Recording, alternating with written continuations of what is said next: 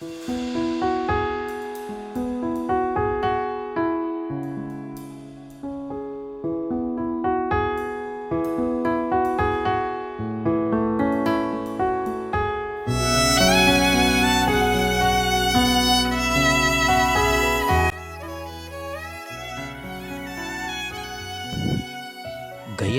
పెద్ద ఇంట ఉండుట కంటే మిద్దె మీద ఒక మూలను నివసించుట మేలు. సామెతల గ్రంథం 21వ అధ్యాయం 9వ వచనం. ప్రభునందు ప్రియులారా, గయ్యాళితో పెద్ద ఇంట ఉండుట కంటే మిద్దె మీద ఒక మూలను నివసించుట మేలు. నిజమే, గయ్యాళితో ఉండటం ఎంత అసమాధాన స్థితి, ఎంత గందరగోళం, నెమ్మది లేని తనం, నిమ్మలము లేని కాపురం.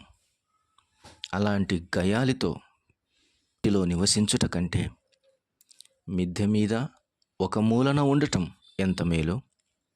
అవును, నేడు కుటుంబాలలోనే కాదు, పవిత్రులైన వారికి, విశ్వాసులైన వారికి, దేవుని యందు నమ్మకముతో యథార్థముగా నడుచుచున్న వారికి ఈ లోకమే ఒక పెద్ద గయ్యాళి వలె కనబడుతూ ఉన్నది.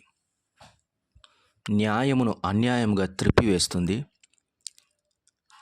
లేని పోని మాటలు చెప్పి నిందలు వేస్తుంది. ఎంత మాత్రము హృదయమును అర్థం చేసుకోలేని గయ్యాళిగా లోకం కనబడుతోంది.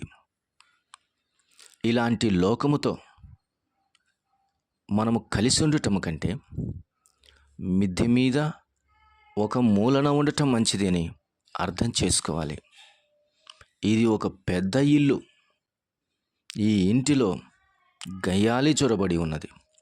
దానితో కాపురము చేయుట కంటే మిద్దె మీద వెళ్ళటం, ఒక మూలన ఉండటం మంచిది. అవును, భరించలేని అవమానాల, నిందల, వేదనల, మనసును నొప్పించేటటువంటి మాటల, కారణము లేకుండానే అకారణముగా నీ మీద నిందతో బాధిస్తున్నారా? తమ ముఖములను త్రిప్పుకొనుచు నిన్ను చూడగానే చిన్నబుచ్చుకుంటున్నారా? పలు మాటల చేత నిన్ను అవమానపరుస్తున్నారా? అలాగైతే వారిని విడిచిపెట్టు, మూలకు రమ్ము. ఈ దిన పాఠాన్ని కొంత ఆలోచన చేయి. మిద్దె మీదనే కానీ మూలకు రమ్మంటున్నాడు. మూలలో ఏముంది? ముఖ్యమైన మూలరాయి ఉంది. నువ్వు వెతికితే నీకు దొరికే అమూల్యమైన రాయి ఉంది. ఆ మూలరాతి దగ్గరికి నువ్వు వస్తే నీకు నెమ్మది కలుగుతూ ఉంది. ప్రభువగు యెహోవా ఇలాగు సెలవిచ్చుచున్నాడు, సియోనులో పునాదిగా రాతిని వేసిన వాడను నేనే. అది పరిశోధింపబడిన రాయి, అమూల్యమైన తలరాయి, బహుస్థిరమైన పునాదిరాయి, మూలరాయి అయ్యున్నది. విశ్వసించువాడు కలవరపడడు. కలవరపడకుండా నెమ్మదిగా సంతోషముతో బ్రతకాలి అని అంటే ముఖ్యమైన మూలరాయి దగ్గరికి రావాలి. ఇది ప్రభువే వేసిన స్థిరమైన పునాదిరాయి. మిద్దె మీద మూలరాయి. మూలకు వచ్చి నీ మూలుగులు వినిపించు. ముదిమి వచ్చు వరకు ముఖ్యమైన రాయిని వదిలిపెట్టకు. అక్కడే నీకు సమాధానమున్నది. అక్కడే నీకు నిబ్బరమైన, నిమ్మలమైన జీవితం ఉన్నది. ఎంత గయాలి అయినా, ఎంత భయంకరమైన నిందలు వేసేదైనా వాటి నుంచి తప్పించుకోవటానికి, వాటి నోటి మాటల నొప్పి నుంచి తప్పించబడటానికి ఆశ్రయ దుర్గము, నిన్ను కాపాడేటటువంటి మూలరాయి దగ్గరికి రమ్ము. క్రీస్తు యేసే ముఖ్యమైన మూలరాయి ఉండగా అపోస్తులను, ప్రవక్తలను వేసిన పునాది మీద మీరు కట్టబడి ఉన్నారని ఎఫెసీ పత్రిక 2:20 వచనం, 21వ వచనం మనం చదివితే అర్థమవుతుంది. ప్రభునందు ప్రియులారా, ఈ లోకమనే గయ్యాలి చేత, అంతరంగమందు వస్తున్న పోరాటాల గయ్యాలి చేత, ఇదిగో భీకరమైనటువంటి అకారణముగా నీతో గొడవ పడుతూ, నీతో కొట్లాటకు వస్తున్నటువంటి ఈ లోకములో ఉన్నటువంటి గయ్యాలి సంస్థతో గయ్యాలి చీకటితో కాపురము చేయొద్దు. బయటికి రా. ముఖ్యమైన మూలరాతి దగ్గరికి వచ్చి నిలవబడు. మూలలో నువ్వు మూలిగిన నీకు మేలే, నీ కన్నీళ్లు విడిచిన మేలే. రాతిని తలగడగా చేసుకో, రాతిని ఆధారముగా చేసుకో, రాతిని కౌగలించుకో. ఇది ముఖ్యమైన రాయి, ఇది మూలరాయి. ఆ మూలరాయే మన ప్రభువు అయిన యేసుక్రీస్తు వారు. అవును, ఆయన దగ్గరికి వచ్చి మాటలు విన్న మరియను చూస్తూ ఉన్నాం. ఆయన దగ్గరికి వచ్చి కన్నీళ్లు విడిచిన స్త్రీలను చూస్తూ ఉన్నాం. ఆయన దగ్గరికి వచ్చి హత్తుకొని ఆయనతో పాటు జీవితమంతా బ్రతికిన వారిని చూస్తూ ఉన్నాం. ఆయన ఏ ఆధారం అని అన్నిటిని విడిచి వచ్చిన వారిని చూస్తూ ఉన్నాం. ప్రభు అయిన యేసుక్రీస్తు వారిని వెంబడించుటకు అన్నీ విడిచి వచ్చిన వారిగా కనబడుతున్నారు. ఈరోజు లోకమనే గయ్యాలిని విడిచిపెట్టి నిన్ను వేధిస్తున్నటువంటి ఆ గయ్యాలితనపు సమస్త పరిస్థితులను విడిచిపెట్టి రా బయటికి. మూలరాయి యొద్దకు నీవు వస్తే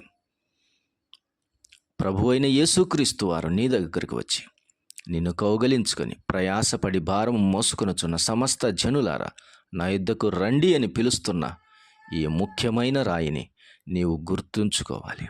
అయ్యో, ఇంత ముఖ్యమైన మూలరాయిని మనము జీవితకాలంలో మరచిపోతే, విడిచిపెడితే ఎంత అనాథులమవుతామో, ఎంత అరణ్య అనుభవాన్ని అనుభవిస్తావో ఆలోచన చేయి. ఆ మూలరాతి దగ్గర సకల సదుపాయములు నీకు దొరుకును. ఆ మూలరాయి దగ్గర సకల సంతోషము నీకు దొరుకును. ఆ మూలరాయి దగ్గర నిరీక్షణ దొరుకును.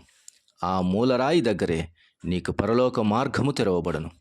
ఆ మూలరాయి దగ్గర నుంచే నీవు మహోన్నతుడైన దేవుని చూడగలవు. ఆ మూలరాయి దగ్గరనే నీ సమస్త పాపములకు ప్రాయశ్చిత్తము కలుగుతూ ఉన్నది. అది పునాది. ఆ పునాది మీద వచ్చి నిలవబడుము. ఆయన ముఖ్యమైన వాడు నీ జీవితానికి. నీ జీవితాన్ని చక్కటి మార్గంలో నడపటానికి అంతటి మూలరాయి. నీ జీవితాన్ని కట్టుకోవడానికి అది పునాది రాయి. అవును, పెద్ద ఇల్లు, కానీ అందులో గయ్యాలి కనబడుతున్నది. అంత పెద్ద ఇల్లు ఏలా నీకు? సమాధానము లేని పెద్ద ఇంట ఉండుట కంటే మిద్దె మీద నొక మూలను నివసించుట మేలు. అవును, ప్రభునందు ప్రియులారా, ఈ మాటలు వింటుండగా ప్రభు అయిన యేసుక్రీస్తు నద్దకు వచ్చి నీ కన్నీళ్లు విడిచి నీ దుఃఖమును సంతోషముగా మార్చుకోను. నీ యొక్క వేదన తొలగించి ఆయన నిన్ను ఆదరించును. జీవితకాలమంతయు ఆయన నిన్ను పోషించును. నిన్ను విడువడు, నిన్ను ఎడబాయడు, నీ మీద నింద వేయడు. నీ పాపములను కడిగివేసి నీ అపరాధములను క్షమించి నిన్ను పోషించి చిట్ట చివరి ముదిమి వచ్చు వరకు నిన్ను ఎత్తుకుంటాడు. ఒకని తల్లి వానిని ఆదరించున్నట్లు గర్భమున పుట్టిన చంటిబిడ్డ తల్లి మరుచున వారైనా మరుచుదురు, కానీ నేను నిన్ను మరువను, నేను నిన్ను విడువను అంటున్నాడు. నీ ఎడల నేను కలిగిన ఉద్దేశములను నెరవేర్చు వరకు నేను నిన్ను విడువను అంటున్నాడు.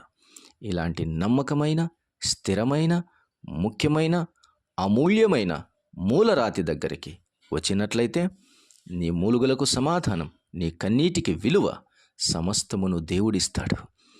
అప్పుడు దేవుని నామమునకు మహిమ కలుగునుగాక అని నీవే చెప్పగలవు. అట్టి కృపా దేవుడు మనందరికీ దయచేయునుగాక.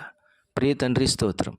మాటలను దీవించండి, విన్నవారి హృదయాలు కార్యం చేయమని క్రీస్తు యేసు నామమున అడుగుచున్నాము తండ్రి. ఆమేన్.